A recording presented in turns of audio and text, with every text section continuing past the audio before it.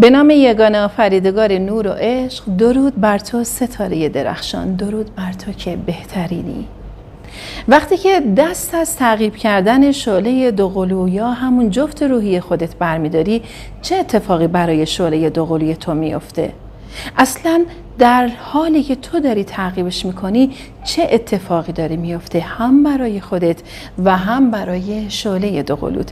توی این ویدیو قراره بهت بگم که وقتی که رهاش کنی و تمرکزت رو روی خودت بذاری چه اتفاقات جالب و عجیبی برای شعله دوقلوی شما میفته. تا انتهای ویدیو با من باشید.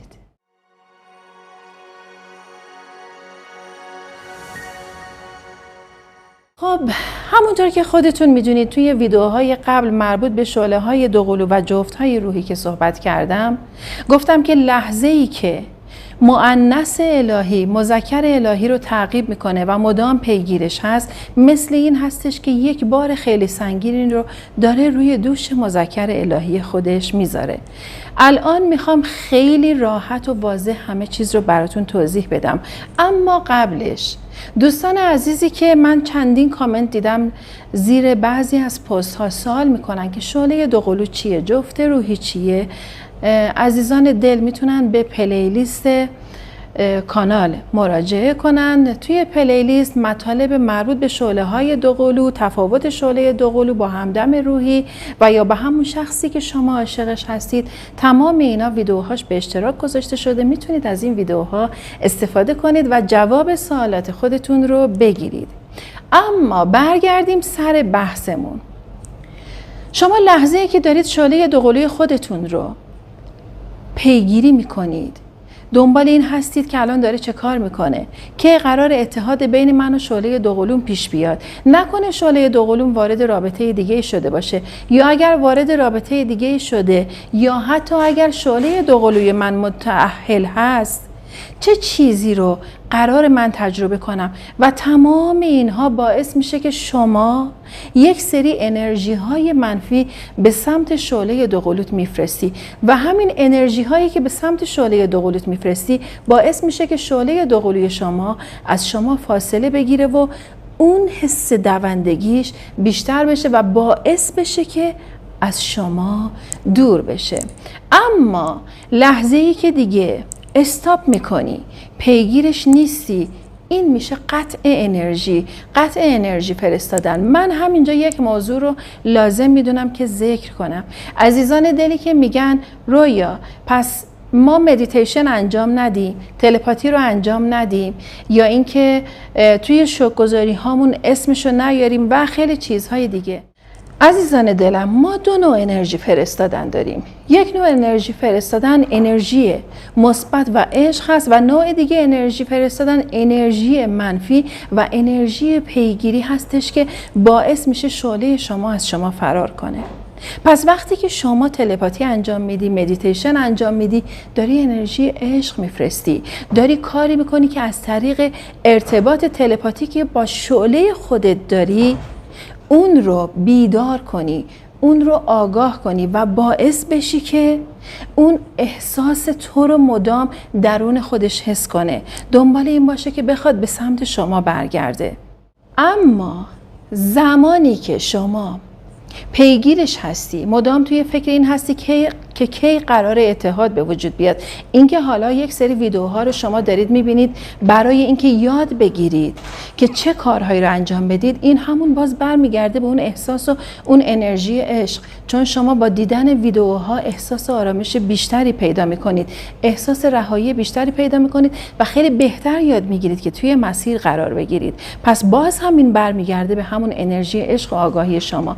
اما چک کردن شعله دوقلوتون و هر کار دیگه‌ای که انجام میدید، این باعث میشه که همون انرژی منفی رو سمت شعله خودتون بفرستید. و حالا برگردیم به بحث اصلی. وقتی که پیگیرش نباشی، وقتی که انرژیت رو بگیری، وقتی که رهاش کنی، وقتی که دیگه به عنوان دونده عمل نکنی، اولین اتفاقی که برای شعله دوقلوی شما میفته اینه که شعله دوقلوی شما خود به خود احساسش بیدار میشه. ببینید مثل همون جریان چشم هم بودن که من توضیح دادم توی ویدئوی قبل بود. گفتم که شعله ها چشم های هم هستن. شما لحظه ای که استاپ میکنی و چشمت باز شده و در مسیر آگاهی قرار گرفتی، این باز شدن چشم شما باعث میشه که چشم شعله دوقلوی شما که در حال دویدن هست باز شه روی احساس خودش. شعله دوقلوی شما یکی از اتفاقاتی که براش افتاده که از شما فاصله گرفته و فرار کرده، همون بار انرژی عشق شما بوده که حتی تحمل بار این انرژی عشق رو خیلی از شعله ها نداشتن و فاصله میگیرن به خاطر اون اتفاقات عجیبی که موقعی که توی رابطه با شما داشتن تجربه میکردن. اون عشق عمیقی که تجربه میکردن و همون عشق عمیق باعث میشده که به شکل‌های مختلف روشون تأثیر بذاره و حتی فشار بیاره بهشون و بعد از شما جدا شدن. حالا استاپ میکنی، چشم شعله تو باز میشه و اولین اتفاقی که میفته مثل این هستش که اون آینه میشکنه.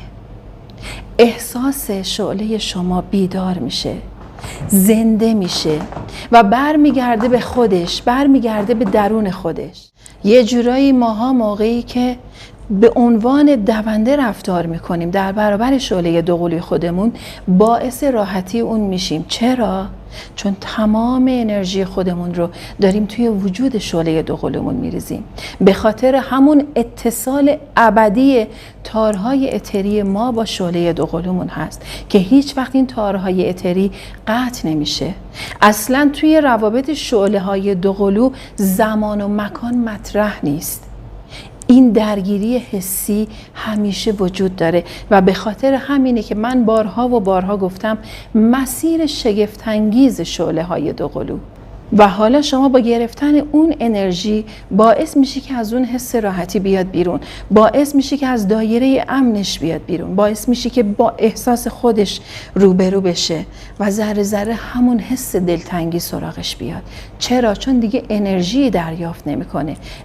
من دارم خالی میشم، من دارم درگیر خلأ میشم و همین باعث میشه که خود به خود حال شعله دوقلوی شما بد بشه. این بدی که من میگم از نظر بحث دلتنگی هست، از نظر اینکه تازه میفهمه وای من چه احساسی داشتم به شعله خودم، من شعله‌مو خیلی دوستش میداشتم، من حس خیلی خوبی به شعله خودم دارم، من درگیر شعله دوقلوی خودم هستم. و این اولین احساسیه که شعله دوقلوی شما درگیرش میشه. دومین اتفاقی که برای شعله دوقلوی شما میفته احساس فقدان و سرگردونی براش پیش میاد. شعله دوقلوی شما وقتی که انرژی شما رو دریافت نکنه حس میکنه که یه چیزی رو درونش کم داره. شعله های دوقلو مثل پازل هایی هستن که کنار هم چیده میشن. حالا وقتی که شما انرژی میفرستادی این پازل رو داشتی براش یه جورایی پر میکردی، اما خودت خلأ رو کاملا داشتی حسش میکردی، چون تو دونده بودی، چون تو پیگیر بودی و اون گریزان بود. و حالا کاری کردی که انگار این خلأ رو توی وجود خودش کاملا حس میکنه. پازل ها رو دیگه نداره، حضور شما رو دیگه نداره، اصلا حستون نمیکنه و به همین دلیل درگیر سردرگمی میشه، درگیر سرگردونی میشه. احساس میکنه که یک چیزی رو توی وجود خودش گم کرده و دنبالش میخواد بگرده و این حس انزوایی که براش به وجود میاد به چه دلیله؟ به این دلیله که شعله شما از بیرون از طریق شما فشار روش بود. همون باری بود که من گفتم شما میذارید روی شعله دوقلوتون با همون افکاری که دارید، با همون ترس‌ها و نگرانی‌هایی که دارید، اون بار از رو دوشش برداشته میشه و مثل اینه که کاری میکنید که بعد از اینکه این بار و این سنگینی بیرونی از روی دوش شعله شما برداشته شه، بتونه شعلتون سفر درون رو تجربه کنه. و سومین اتفاقی که برای شعله دوقلوی شما میفته حس رها شدن داره. نه اینکه احساس کنه آزاد شده، نه، احساس میکنه که رهاش کردید. حس ترس میاد سراغش. شعله من داره چه کار میکنه؟ نکنه میخواد با کسی دیگه وارد رابطه شه، نکنه منو فراموش کرده، نکنه دیگه منو دوست نداره، نکنه دیگه مشتاق این نیست که بخواد با من باشه. و همین حس هایی که به سمتش هجوم میاره باعث میشه که بخواد تلاش کنه پیگیر شما بشه، شما رو چک کنه و جای شما کاملا برعکس میشه و اون موقع شعله شما میشه کسی که پیگیر شما هست و میخواد دنبال شما بیفته تا اینکه شما رو پیدا کنه. و این پیدا کردن شما در درون خودشه. چجوری احساس میکنه شما درونش زندگی میکنید، احساس میکنه داره به خونه خودش برمیگرده، به همون جایگاه امن همیشگی زندگی خودش برمیگرده. و همین مسئله باعث میشه که شعله شما بعد از این حس ترس، بعد از این حس رها شدن که شما رهاش کردید، درگیره. اتفاق چهارم، احساس آشفتگی درونی بشه. میریزه به هم، حالش بد میشه، آشفته میشه و بعد دنبال این هستش که من باید چه کار کنم، من چجور با این موضوع کنار بیام. و اون موقع است که شعله شما مواجه میشه با تاریکی های درونش، با سایه های درونش و دنبال کشف خودش میفته، دنبال کشف سایه های درونش میفته و سعی میکنه همه این مسائل رو بشینه برای خودش تحلیل کنه. اگر حتی توی رابطه کارمیکی بوده، سعی میکنه که حتی اون موقعیت و شرایط رو برای خودش تحلیل کنه و با هر چیزی که درونش به عنوان سایه بوده بخواد کنار بیاد، سایه های درون خودش رو بپذیره، چیزهایی که باعث شده بوده از شما فاصله بگیره تمام اونا رو برای خودش تجزیه و تحلیل کنه، اینها رو بپذیره و مسیر رو باز کنه برای اینکه بخواد برگرده به سمت شما. به نوعی شعله دوقلوی تعقیب کننده وقتی که صدای درونی رو قطع میکنه که این صدای درونی به خاطر افکار مزاحم خود شعله گریزان اونو حسش میکرده، شما احساس میکنید نگرانی هاتون، ترس هاتون، این زمزمه هایی که درون ذهن خودتون هست و مدام به این فکر میکنید که شعله من الان داره چه کار میکنه و هر گونه افکار منفی دارید. شعله شما درکش نمیکنه، احساسش نمیکنه. شعله شما با شما ارتباط تلپاتیک داره و وقتی که این سفر به درون شروع میشه، نگرانی ها و استرس ها شروع میشه و شعله شما با سایه خودش روبرو میشه، شما که صدای بیرونی رو قطع میکنی، شعله شما به پژواک درونی خودش میتونه توجه کنه. عزیزای دلم، بگیرید این زمزمه های درونیتون رو، این نشخوارهای ذهنیتون رو، این ترس هاتون رو، وقتی که مطمئنید شخصی شعله شما هست، اینا رو از بین ببرید. عزیزانی رو من مدام حالا پیام هایی که دریافت میکنم که به خیلی از پیام ها نمیتونم جواب بدم به خاطر اینکه خب وقت خیلی کمی دارم و سعی میکنم ویدیوهایی رو که با شما به اشتراک میذارم به بهترین شکل با آگاهی تا جایی که میشه آگاهی بیشتر با شما به اشتراک بذارم و به همین دلیل نمیتونم جواب کامنت های پر از عشق و مهرتون رو بدم، اما پیام هاتون رو میخونم. یه سری از عزیزان دل با وجود اینکه این مسائل رو توضیح میدم باز میان سوال میکنن رویا چه کار کنیم، رویا درگیریم، رویا حالمون بده، رویا نکنه نیاد، رویا و خیلی سوال های دیگه. این همون نشخوارهای ذهنی شماست. تو مسیر باشید، یاد میگیرید، خود به خود افرادی میان توی مسیرتون که بهتون آگاهی میدن، مسیر رو براتون باز میکنن. اصلا قانون مسیر شعله های دوقلو اینه که کائنات و جهان هستی لحظه‌ای که تسلیم شدن شما رو میبینه کمک میکنه به شما در این مسیر و مسیر رو برای شما باز میکنه. و وقتی که شما این صدا رو قطع میکنی، شعله دوقلوی شما صدای درونش رو میشنوه. اون وقت صدای تو رو میشنوه، آرامش صدای تو رو میشنوه روزهای قشنگی رو که با تو داشته یادش میاد. اگر با تو ارتباطی نداشته و فقط شعله خودت رو شناختی، چشمش باز میشه و به سمت تو میاد. پس این کار رو حتما بکنید. چرا؟